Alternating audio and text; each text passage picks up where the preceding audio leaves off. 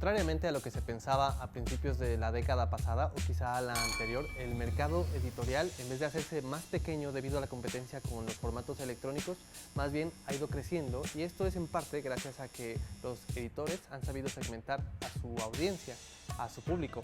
Ahora vemos libros que se crearon específicamente para, digamos, a lo mejor niños que apenas están comenzando su proceso de lectura, a lo mejor libros ilustrados que son novelas de aventuras para adolescentes, y por supuesto para nosotros que ya leímos algunas cosas están los libros clásicos que han sido ilustrados, es decir, tienen un nuevo punto de vista, y este punto es el de un artista gráfico como Juan Gedovius.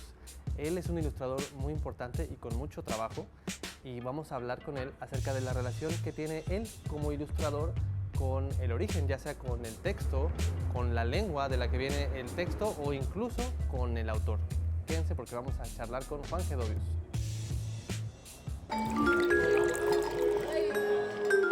La tinta puede tomar muchas formas, y una de ellas es la de la ilustración literaria, un trabajo que no acompaña la obra literaria, sino que es uno con ella. Una gran parte de este trabajo podemos encontrarlo en los clásicos, que con el tiempo han sido etiquetados por su universalidad y accesibilidad como literatura infantil. Ejemplos hay muchos, como Peter Pan, Los viajes de Gulliver, Donde viven los monstruos, Alicia en el País de las Maravillas, El libro de la selva, entre tantos. Con el paso del tiempo, han surgido libros creados especialmente para niños, que ahora son un nicho importante en el mercado literario y cuentan ya con secciones propias, salas de lectura y dinámicas en las ferias del libro más importantes.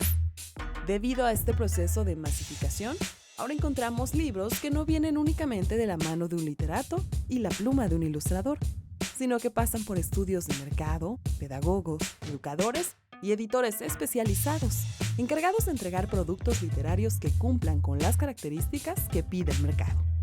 Sin embargo, aún quedan autores alejados de esas dinámicas, que miden su trabajo con otros estándares y que producen gracias a la estrecha relación que tienen con el arte y con su propia búsqueda. Uno de estos autores es Juan Gedovius, un autor que con los años ha encontrado un estilo propio e inconfundible, y esto lo ha llevado a recibir muchos premios, reconocimientos y, claro, más trabajo. Gedovius se inició en este camino por su cuenta, y una de las enseñanzas que lo han guiado mejor es la certeza de que no se debe subestimar al público infantil, que es mucho más difícil de encasillar que sus contrapartes adultos, que es sumamente crítico y sincero consigo mismo.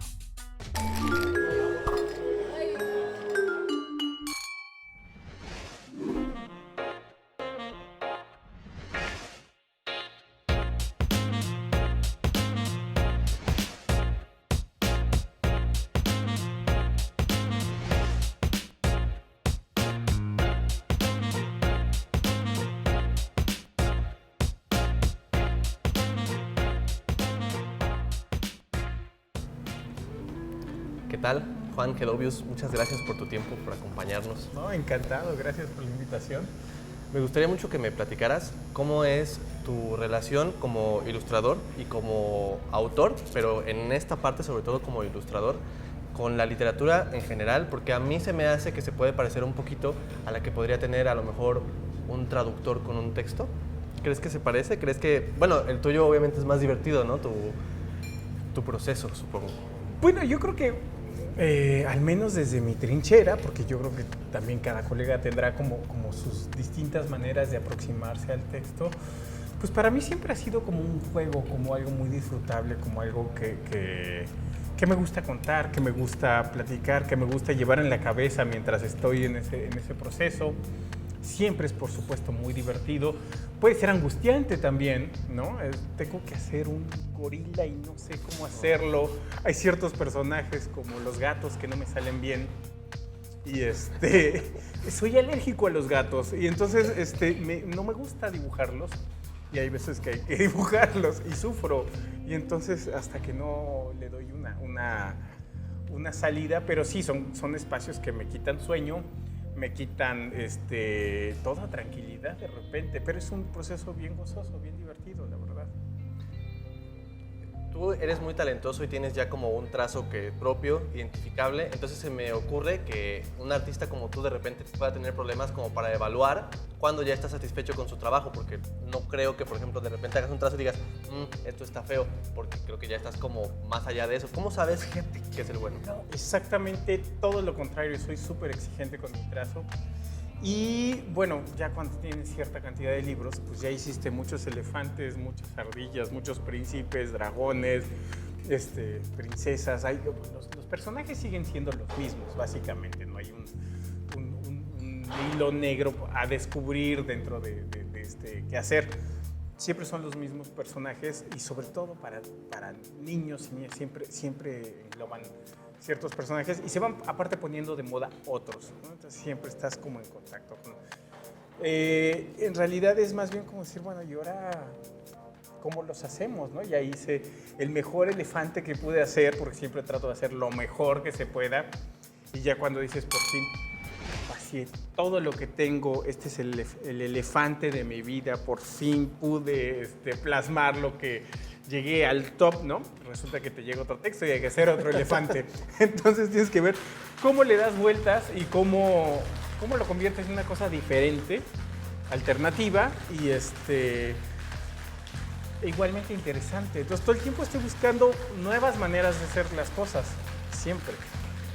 En un mercado que yo supongo que es demandante como el de la ilustración, me imagino que recibes muchísimas propuestas. Entonces está tu trabajo como autor, los trabajos que apenas saldrán por primera vez ilustrados por ti y que a lo mejor nadie conocía, y también los clásicos. Se me ocurre que con tantas cosas por hacer puede ser un poco difícil para ti elegir. ¿Cómo sabes cuándo aceptas un trabajo y cómo sabes cuándo dices como, esto podría no ser para mí más bien? Me encantaría tener ese filtro. Me encantaría tener ese filtro y decir, no, ya no, porque ya tengo por agenda, no puedo. Pero tengo una terrible incapacidad para decir que no. Me entusiasmo mucho con los proyectos. Y muchos de esos proyectos también llegan de colegas, compañeros, amigos entrañables que pensaron en ti para hacer específicamente un trabajo. Entonces, ¿cómo dices que no a eso? A ver cómo lo sacas, pero lo haces. Lo hago porque sí, me sentiría un poco burocrático diciendo, no, mira, cita a las no sé cuánto y háblame en año y medio para ver si podemos hacer las cosas. Como van saliendo las cosas, sí me cuesta trabajo decir que no, porque me entusiasmo mucho, porque pues sí, se me mete en la cabeza y hasta que no lo saco, pues no estoy contento. Y cosas que por alguna extraña razón dije que no, que me entusiasmaban, me arrepentí mucho. Entonces no digo que no. Más bien veo de dónde saco tiempo, esfuerzo, ganas para llevarlo a cabo. Entonces tienes que tener también como muchos enfoques de cómo trabajar algo, teniendo todo el tiempo, supongo, muchísimas propuestas, ¿no? Por ejemplo, se me ocurre que podría ser algo muy placentero y muy satisfactorio, pero a la vez muy difícil, meterte con un clásico como lo hiciste ya con El Principito, con Peter Pan. Puedes decir como, hay muchos puristas, ¿no? Entonces, de alguna manera tú ya estás como rediseñando algo que ya estaba en el imaginario popular de muchísima gente. Bueno, es un reto diferente, es un camino diferente. La verdad es que es muy interesante. Yo encontré en los clásicos una beta que no tenía pensado pisar en un terreno que no tenía pensado pisar de ninguna manera. En realidad fue muy grato. Pese a que yo decía, jamás me voy a meter a esto, ya está muy hecho, todo el mundo lo hace. Y no, me llevé la enormísima sorpresa de que realmente no están hechos.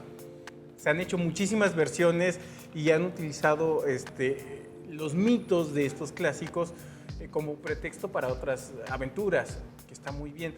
Pero rara vez se le da honor al texto originario, con todas sus partes oscuras, porque también son textos bien oscuros de repente. ¿Te refieres a que todo el mundo se va por los lugares comunes en vez de por el texto así tal cual?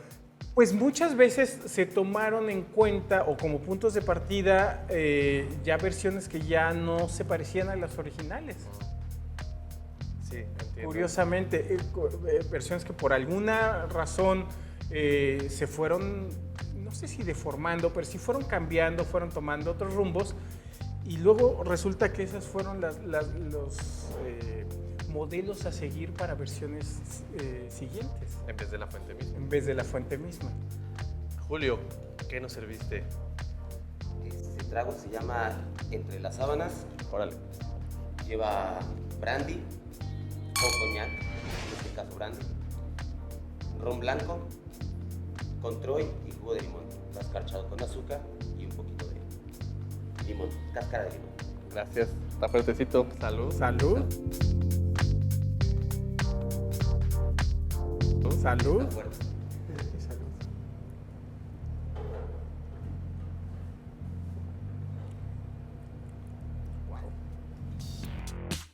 Si te interesa este tema, seguro te va a gustar Fight Club 2 de Chuck Palahniuk, Uncle Bill de Beth,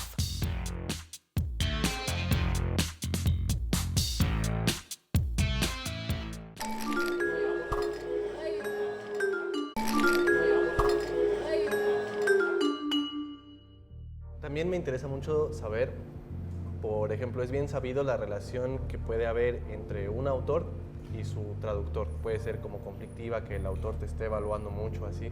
¿Cómo es la relación del ilustrador con el autor en cuestión? Cuando hay, por supuesto, contacto. Pues, bueno, ahí sí depende, cada relación es diferente, ¿no? Cada autor es distinto, cada persona es distinta y las relaciones en sí generan distintas versiones de uno mismo incluso. Entonces, hay lugares comunes donde todo fluye porque... y otras que de plano no hay manera, que pasan los días y dices, ¿cómo vamos a arreglar esto? Lo tenemos que sacar y no llegamos a un punto. Pero, vaya, en ningún momento es una cuestión de conflicto, pero sí cada libro es una aventura nueva y te propone nuevos retos. Finalmente son distintos los personajes, son distintos los puntos de vista. Mediar siempre en este caso es complicado, como cuando me ha tocado ser ilustrador estrictamente de otras personas, muchas veces prefiero no tener esa conversación. Porque te van a querer decir qué hacer. Exactamente. Y sí ha sucedido, y sobre todo si son de otros países, hay ciertas palabras o ciertos conceptos que son dependientes de un entorno en el cual yo no estoy allegado, ¿no? Me ha tocado alguna vez algún autor argentino que decía, bueno, es que una torta, ¿no? Entonces yo decía, una torta, no, me dice, es que allá en Argentina las tortas son... Hubiera sido muy bueno saberlo, ¿no? Es que había que hacer un buque, ¿no? Y hice un barco así, tipo galeón. Me dijo, no, es que bueno, yo a lo que me refería era un barco de guerra. Y yo, ¿por qué no me lo dice? Sería muy bueno, porque no lo dice en el texto. Entonces, bueno, son pequeñas cosas que no es que no tengan en ningún momento remedio, son cosas que nada más se platican y todo, pero bueno, creo que sí dependen de cada personalidad, cada cabeza tiene como distintas ideas. Y sí, cuando hago textos de otras personas, cuando ilustro textos de otras personas, me gusta como entregarlo final, es como, esta es mi propuesta, y si no te gusta, vemos qué hacemos, ¿no? Déjame primero chambear, digerirlo, dar mi propuesta, y si no te gusta, vemos cómo ajustamos, ¿no? Pero así que me vayan dando línea es como que me están cerrando todas las salidas de repente, ¿no? No me dejan... Tu rutina cuando estás ilustrando un texto de alguien más, me imagino que puede variar mucho cuando es algo que es tuyo. Sí. ¿Lo prefieres de alguna manera? No, son distintos sabores, Si bien lo que pasa es que cuando uno ilustra sus propias cosas, pues ya sabes a lo que vas. Obedece a tus gustos, a tus necesidades, a tus sueños. Digamos, la medida es uno. Estás más libre. Sí y no, también uno es más crítico. Pero me encanta cuando se trata de hacer ilustración de textos que no conozco, de otras personas, pues como meterme en otras cabezas, en otras circunstancias, muchas de ellas cosas que de otra manera no me hubiera atrevido siquiera o pensado que pudiera llegar a ilustrar. Entonces a mí me gusta mucho hacer libros de cosas que no conozco porque aprendo mucho. Y entonces me ponen a investigar mucho, aprendo mucho y no existe nada residual en este caso. Todo sirve y todo va se va al cajoncito de la sabiduría, si lo quieres llamar así. Y va sirviendo, ¿sí? va sirviendo de cimiento para el siguiente libro. Yo en cada libro aprendo nuevas cosas. De hecho, no es extraño que interrumpa por cuestiones de agenda, de retrasos editoriales, interrumpa un proyecto y en ese inter haga algún otro y aprenda algo, y ya cuando retomo Ya estás. hay que hacerlo de otra manera, porque dije, bueno, en este otro libro aprendí estas otras cosas y es como aplicarlo cada vez. Juan, muchas gracias por tu tiempo. Encantado. Si te interesa este tema, seguro te va a gustar Animal Farm, de George Orwell. El sistema, de Peter Cooper.